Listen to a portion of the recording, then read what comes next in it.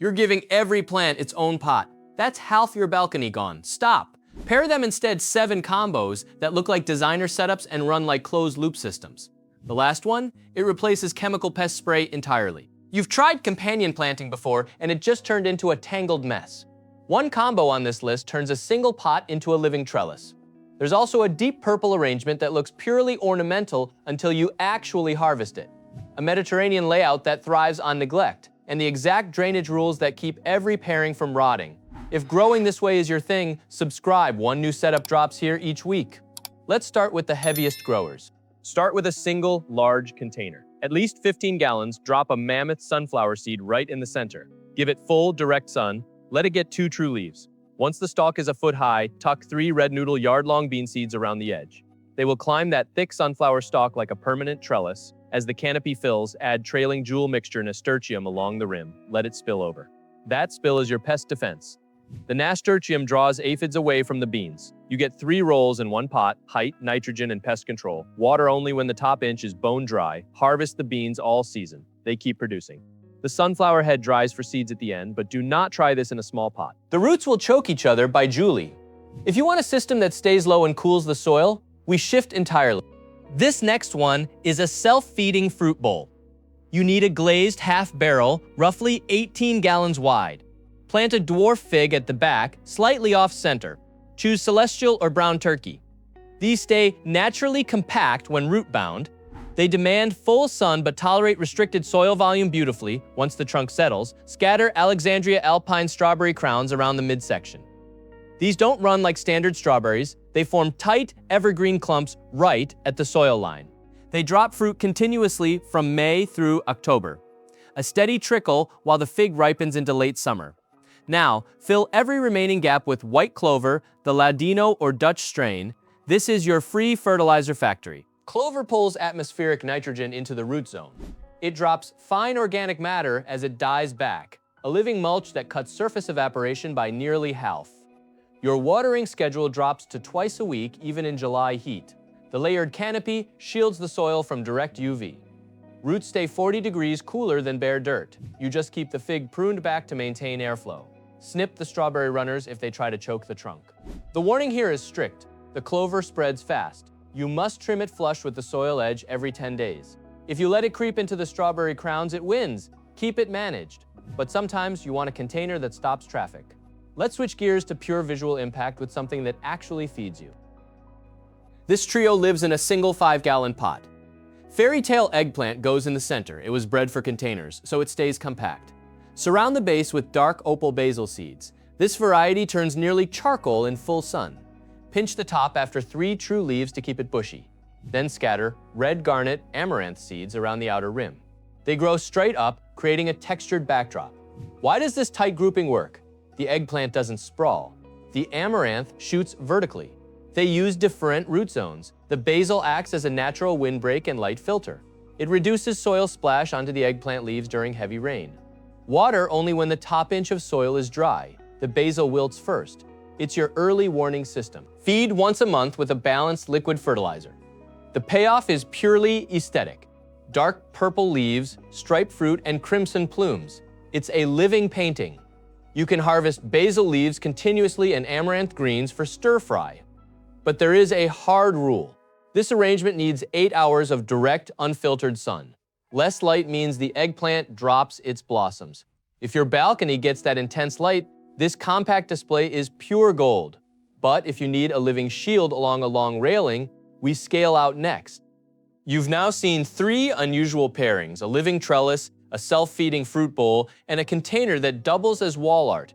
If this kind of layered, unconventional approach fits your workflow, subscribe. New setups like these land every week. Which of these 3 matches your balcony best? Full sun, partial shade, or somewhere in between? Drop it in the comments. 4 more to go, starting with one that builds its own pest defense from the ground up. You want a cucumber that climbs without taking over your entire balcony? Plant a bush pickle cucumber in a 10-gallon container. Give it a short wire obelisk in the center to climb. It grows compact, keeps its fruit off the soil, and doesn't need a full fence. It needs 6 or more hours of direct sun. Water it daily in the heat of summer. The roots are shallow and dry out fast. Mulch the surface with shredded straw once seedlings establish. You'll get straighter fruit and fewer yellow leaves. Now for the trap, as the cucumber vines reach 6 inches, plant Snow Princess Sweet Alyssum along the front lip. It forms a dense carpet of tiny white flowers that spills over the edge. That carpet attracts syrphid flies and parasitic wasps that hunt aphids and spider mites. Your cucumber leaves stay clean. Tuck fernleaf dwarf dill into the back corners. Standard dill grows too tall and collapses. Fernleaf stays upright and manageable. It releases oils that many chewing insects avoid. The visual bonus is unexpected. That white alyssum turns a vegetable box into a cottage-style border. Here's the warning: dill bolts fast once daytime highs pass 80 degrees. You lose the foliage and the defense. Sow fresh fernleaf seeds every 3 weeks. Keep rolling seedlings in trays and drop them into empty gaps. That keeps the aromatic shield active until frost. This compact system runs efficiently in tight spaces. But if your climate leans dry and you want something that commands architectural space without constant watering, we pivot to the coast. This is a big one. Literally, you need a heavy frost-proof ceramic pot. 15 gallons, minimum 20 is better. Center an Imperial Star artichoke. This cultivar breaks dormancy early. It often gives you harvestable buds in its first year from seed. It sends down a deep taproot immediately. Do not crowd it at the start. Leave 6 inches of bare soil around the main crown. Now tuck 2 established lavender plants into the perimeter. Hidcote or phenomenal work best here. They love the sharp drainage and alkaline soil the artichoke provides. Fill the remaining forward space with broadleaf, culinary sage. Burgarten stays compact and upright. This trio mimics Mediterranean scrub. The artichoke dominates vertically with massive, silver-green leaves. Lavender rises behind it in rigid, fragrant spikes. Sage spreads laterally, filling the mid-zone. You get 3 Dentarctic's textural heights in one container. And here's the best part: this thrives on benign neglect. You water deeply once a week in summer, less if it rains. The roots seek moisture downward instead of rotting on the surface. If you let the artichoke bolt past the edible stage, it pushes enormous violet thistle flowers. Pollinators swarm it all summer. You harvest lavender sprigs for drying. You snip sage for roasted vegetables. Everything shares the same sun and drought tolerance. You never need heavy nitrogen. Too much creates soft, leggy growth that snaps in wind.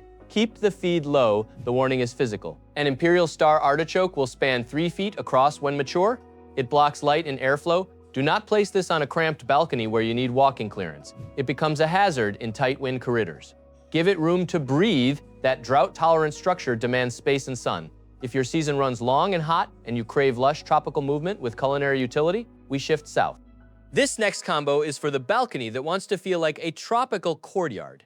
You need one heavy 18-gallon plastic pot with excellent bottom drainage. Plant a mature lemongrass clump right in the center. This is your vorteciferal anchor. The stiff arching blades catch the wind and create a living screen. Once the grass roots settle, introduce ornamental sweet potato vines around the rim. Blackie gives you deep purple, nearly black foliage. Marguerite throws up neon lime leaves that glow.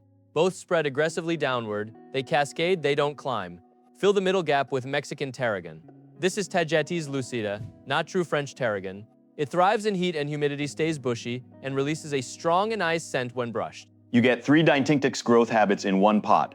The grass shoots upward. The vine drapes heavily. The tarragon mounds neatly. Every single plant releases aromatic oils. You'll notice fewer insects settling near your seeding area. Water consistently. Lemongrass drinks heavily in August. Keep the soil evenly moist, but never soggy. Feed with a slow-release organic granule once in June. That covers you through September. The sweet potato vine doubles as a shade buffer, protecting lower stems from direct soil scorching.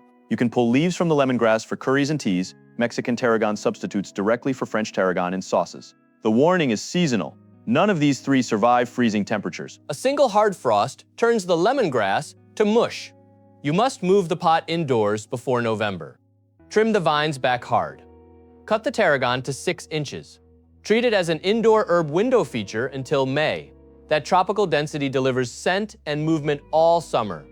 Now, if your goal shifts toward practical harvests and biological pest control for spicy crops, we finish with a combo that pulls double duty. This final pairing is your container's personal bodyguard. You need a 5-gallon fabric pot. Plant 1 chocolate habanero chili pepper right in the center. The fabric lets roots breathe. It needs full sun, at least 6 hours. Water only when the top 2 inches are bone dry.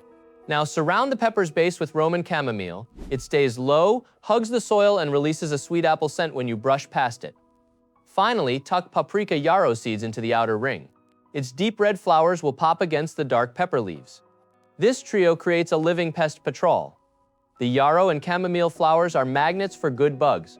They draw in lacewings and lady beetles that hunt aphids on your pepper. You get pest control without a single spray.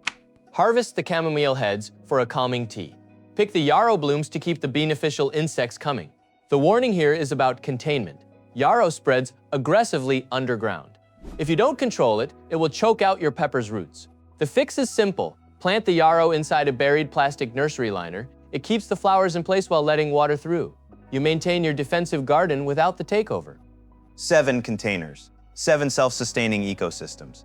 Each one solves a specific balcony problem without extra chemicals.